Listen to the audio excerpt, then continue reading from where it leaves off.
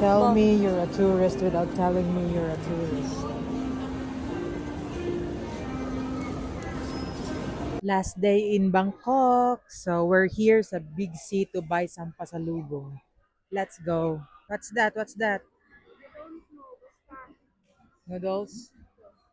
Guys, dili na mo namo masuroy tag sa tag sa kay daghan jud kaayo siya, pero if ever gana mo malit og pasalubong, ari ra mo sa Big C. Grabe na musog na gid mo sa free taste ani. So this is what we got, guys.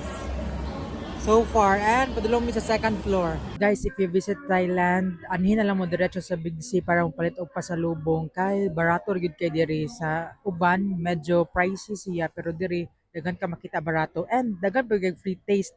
Igo ra ka mo kuha og mutilaw. So if ganahan ka, palit ra ka diretso.